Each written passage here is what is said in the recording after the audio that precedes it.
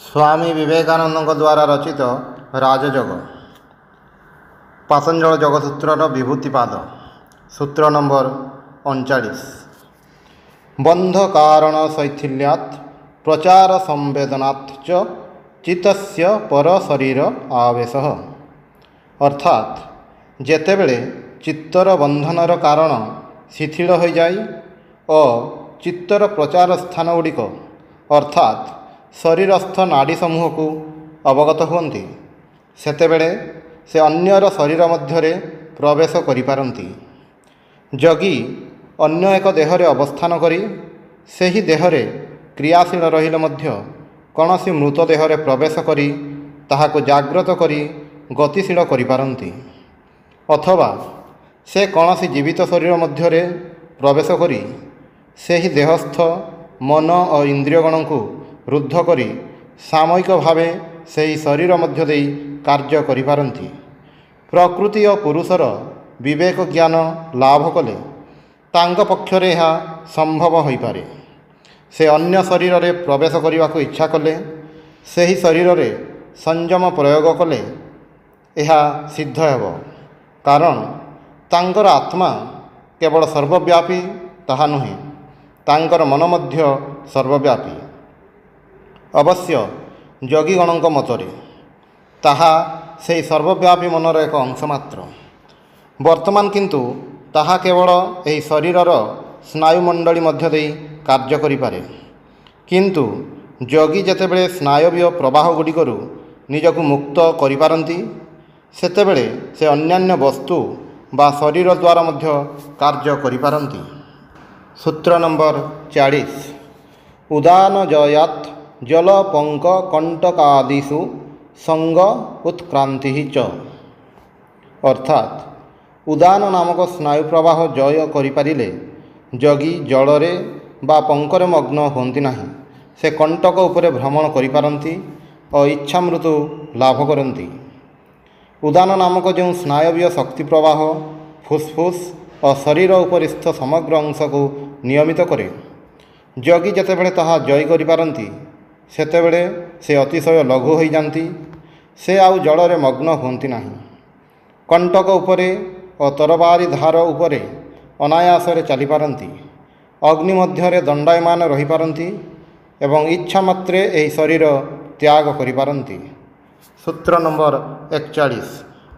समान जयात् प्रज्वलनम।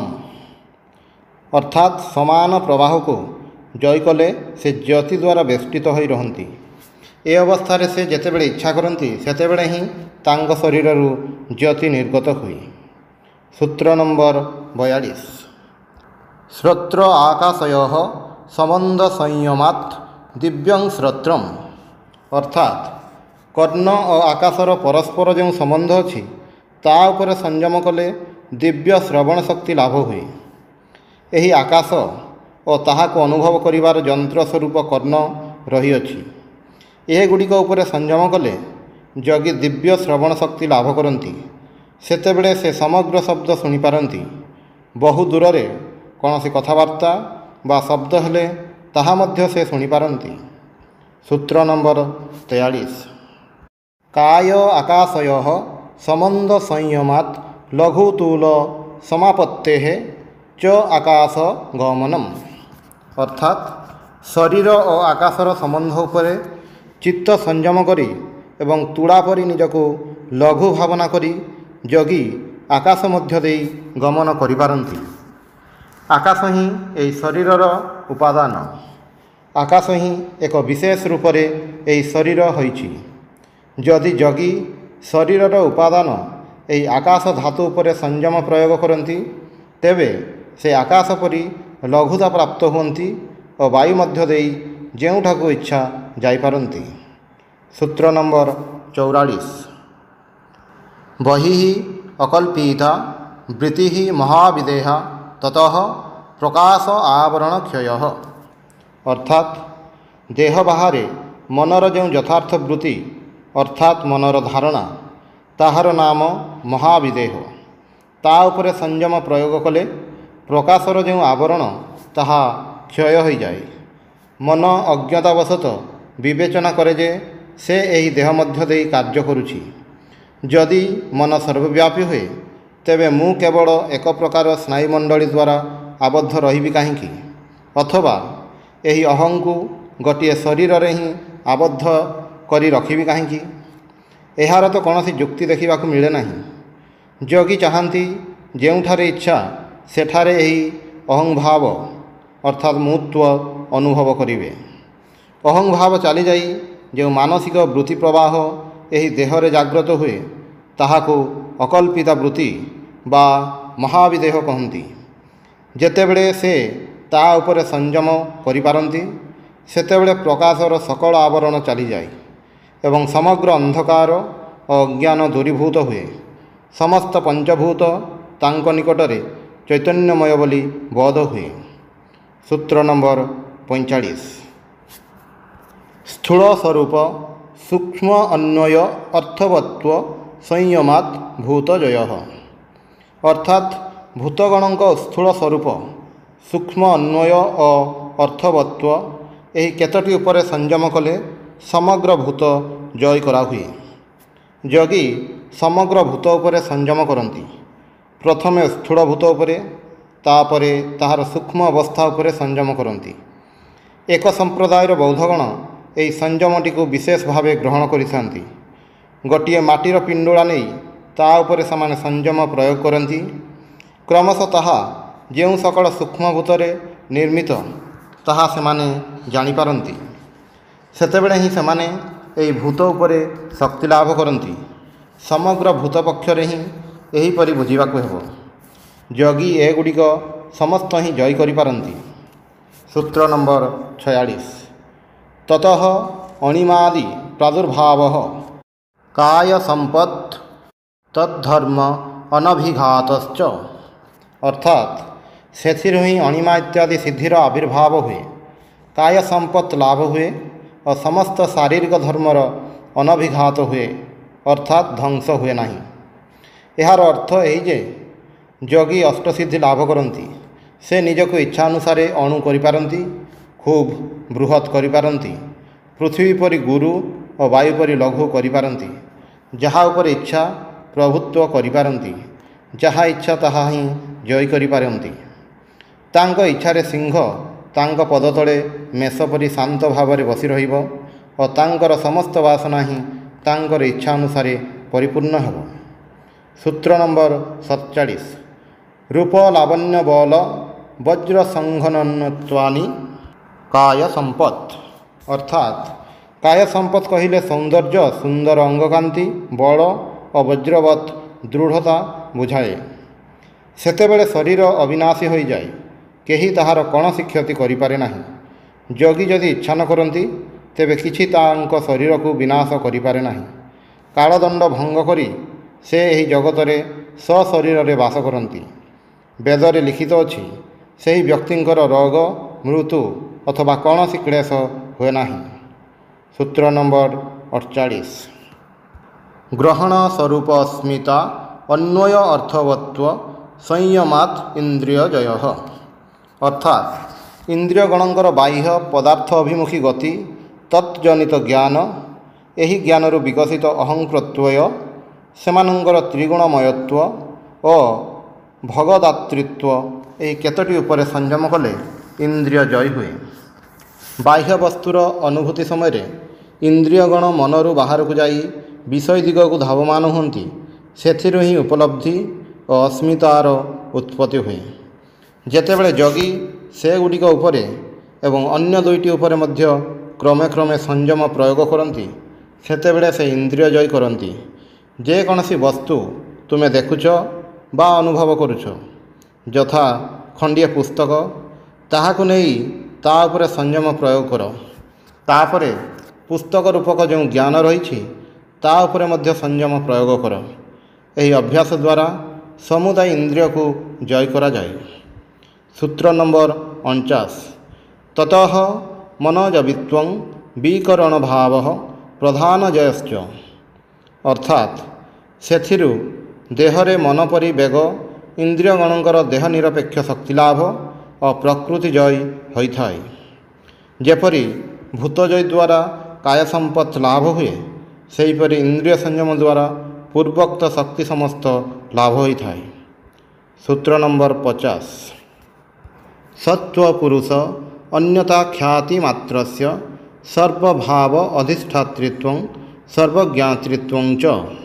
ଅର୍ଥାତ୍ ପୁରୁଷ ଓ ବୁଦ୍ଧିର ପରସ୍ପର ପାର୍ଥକ୍ୟ ବିଜ୍ଞାନ ଉପରେ ଚିତ୍ତ ସଂଯମ କଲେ ସକଳ ବସ୍ତୁ ଉପରେ ଅଧିଷ୍ଠାତୃତ୍ୱ ଓ ସର୍ବଜ୍ଞାତୃତ୍ୱ ଲାଭ ହୁଏ।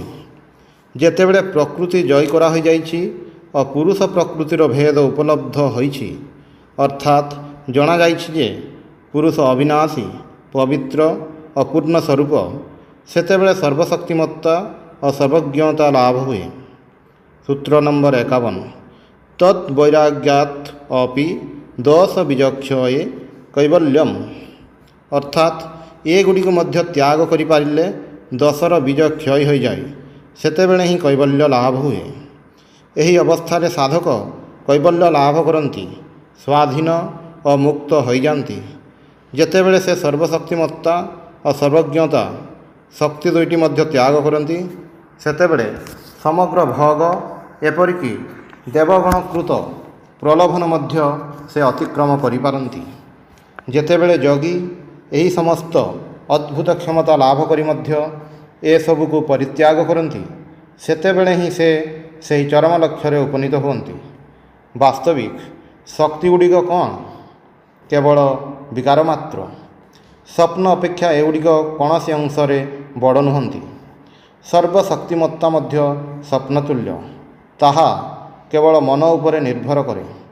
ଯେତେ ସମୟ ମନର ଅସ୍ତିତ୍ୱ ଥାଏ, ସେ ପର୍ଯ୍ୟନ୍ତ ସର୍ବଶକ୍ତିମତ୍ତା ବୁଝାଯାଇପାରେ। କିନ୍ତୁ ଆମମାନଙ୍କର ଲକ୍ଷ୍ୟ ମନର ଅତୀତ ପ୍ରଦେଶରେ। ସୂତ୍ର ନମ୍ବର 52। ସ୍ଥାନି ଉପନିମନ୍ତ୍ରଣେ ସଙ୍ଗସ୍ମୟାକରଣଂ ପୁନଃ ଅନିଷ୍ଟ ପ୍ରସଙ୍ଗାତ୍। ଅର୍ଥାତ୍ ଦେବଗଣ ପ୍ରଲୋଭିତ କଲେ ମଧ୍ୟ ସେଥିରେ ଆସକ୍ତ ହେବା ବା ଆନନ୍ଦ ବୋଧ କରିବା ଉଚିତ ନୁହେଁ, କାରଣ ସେଥିରେ ଅନିଷ୍ଟର ଆଶଙ୍କା ଅଛି। ଆହୁରି ମଧ୍ୟ ଅନେକ ବିଘ୍ନ ଅଛି। ଦେବତା ଓ ଅନ୍ୟମାନେ ଯୋଗୀଙ୍କୁ ପ୍ରଲୁବ୍ଧ କରିବାକୁ ଆସନ୍ତି।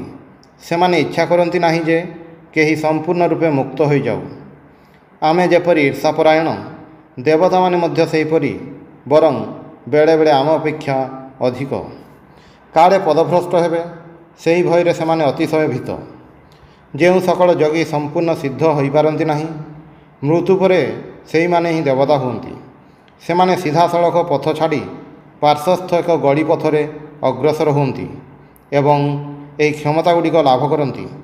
ସେମାନଙ୍କୁ ପୁଣି ଜନ୍ମ ନେବାକୁ ପଡ଼ିବ। କିନ୍ତୁ ଯିଏ ଏତେ ଦୂର ଶକ୍ତି ସମ୍ପନ୍ନ ଯେ ଏହି ପ୍ରଲୋଭନଗୁଡ଼ିକୁ ମଧ୍ୟ ପ୍ରତିରୋଧ କରିପାରନ୍ତି, ସେ ଏକାବେଳକେ ଲକ୍ଷ୍ୟରେ ପହଞ୍ଚିପାରନ୍ତି, ସେ ମୁକ୍ତ ହୋଇଯାନ୍ତି। ସୂତ୍ର ନମ୍ବର 53। କ୍ଷଣ ତତ୍କ୍ରମୟଃ ସଂୟମାଦି ବିବେକଜଂ ଜ୍ଞାନମ୍। ଅର୍ଥାତ୍ କ୍ଷଣ ଓ ତାହାର ପୂର୍ବପର ଭାବଗୁଡ଼ିକ ଉପରେ ସଂଯମ ପ୍ରୟୋଗ କଲେ ବିବେକଜ ଜ୍ଞାନ ଉତ୍ପନ୍ନ ହୁଏ। ଏହି ଦେବତା, ସ୍ୱର୍ଗ ଓ ଶକ୍ତିଗୁଡ଼ିକ ଠାରୁ ରକ୍ଷା ପାଇବାର ଉପାୟ କ'ଣ?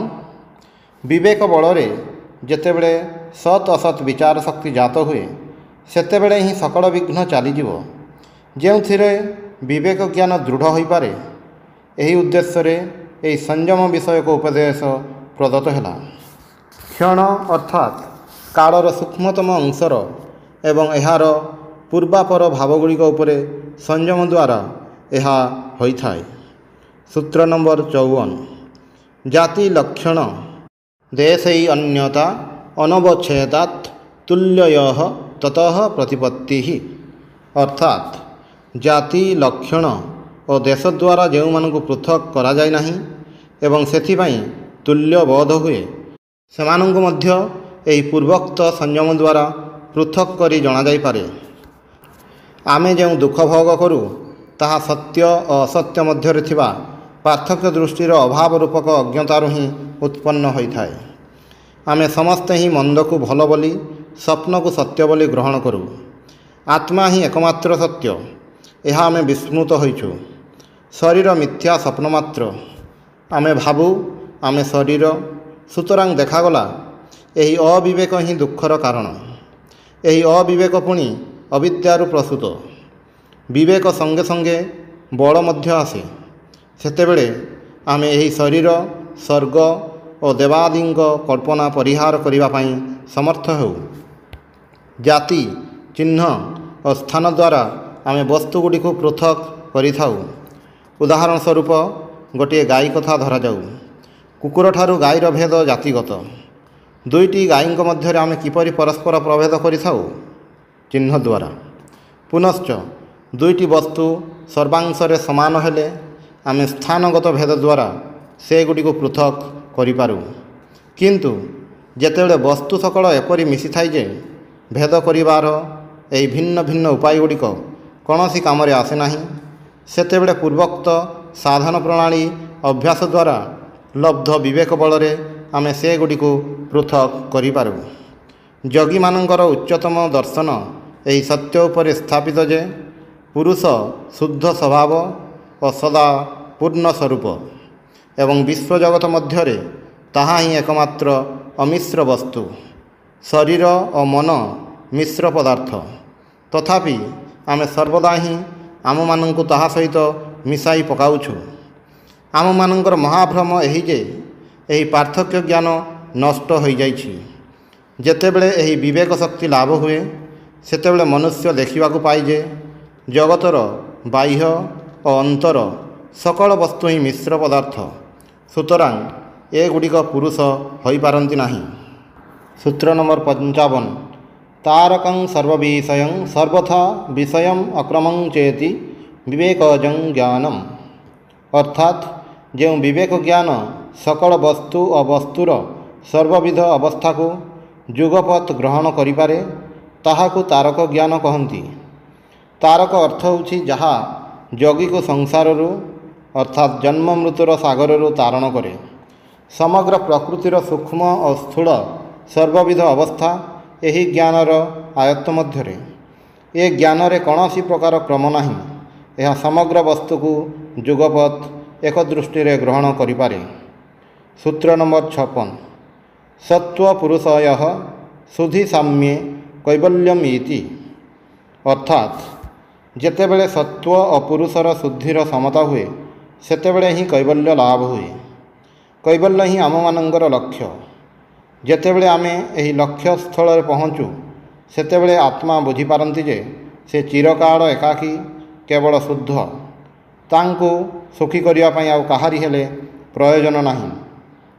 ଯେତେଦିନ ଆମେ ଆମମାନଙ୍କୁ ସୁଖୀ କରିବା ପାଇଁ ଆଉ କାହାର ପ୍ରୟୋଜନ ବୋଧ କରୁ, ସେତେଦିନ ଆମେ ଦାସ ମାତ୍ର। ଯେତେବେଳେ ପୁରୁଷ ଜାଣିପାରନ୍ତି ଯେ ସେ ମୁକ୍ତ ସ୍ୱଭାବ ଓ ତାଙ୍କୁ ପୂର୍ଣ୍ଣ କରିବା ପାଇଁ କାହାରି ପ୍ରୟୋଜନ ନାହିଁ ଏବଂ ଏହି ପ୍ରକୃତି କ୍ଷଣିକ, ଏହାର କୌଣସି ପ୍ରୟୋଜନ ନାହିଁ, ସେତେବେଳେ ହିଁ ସେ ମୁକ୍ତି ଲାଭ କରନ୍ତି। ସେତେବେଳେ ହିଁ ତାଙ୍କର ଏହି କୈବଲ୍ୟ ଲାଭ ହୁଏ। ଯେତେବେଳେ ଆତ୍ମା ଜାଣିପାରନ୍ତି ଯେ ଜଗତରେ କ୍ଷୁଦ୍ରତମ ପରମାଣୁ ଠାରୁ ଦେବତା ପର୍ଯ୍ୟନ୍ତ କାହାରି ଉପରେ ସେ ନିର୍ଭର କରନ୍ତି ନାହିଁ, ସେତେବେଳେ ତାଙ୍କର ସେହି ଅବସ୍ଥାକୁ କୈବଲ୍ୟ ଓ ପୂର୍ଣ୍ଣତା କୁହାଯାଏ। ଯେତେବେଳେ ଶୁଦ୍ଧି ଓ ଅଶୁଦ୍ଧି ଉଭୟ ମିଶ୍ରିତ ସତ୍ତ୍ୱ ଅର୍ଥାତ୍ ବୁଦ୍ଧି ପୁରୁଷ ଭଳି ଶୁଦ୍ଧ ହୋଇଯାଏ, ସେତେବେଳେ ହିଁ ଏହି କୈବଲ୍ୟ ଲାଭ ହୋଇଥାଏ। ସେତେବେଳେ ସେହି ଶୁଦ୍ଧ ବୁଦ୍ଧି କେବଳ ନିର୍ଗୁଣ ପବିତ୍ର ସ୍ୱରୂପ ପୁରୁଷଙ୍କୁ ହିଁ ପ୍ରତିଫଳିତ କରେ। ଓମ୍ ଶାନ୍ତି ଶାନ୍ତି ଶାନ୍ତି। ହରି ଓମ୍।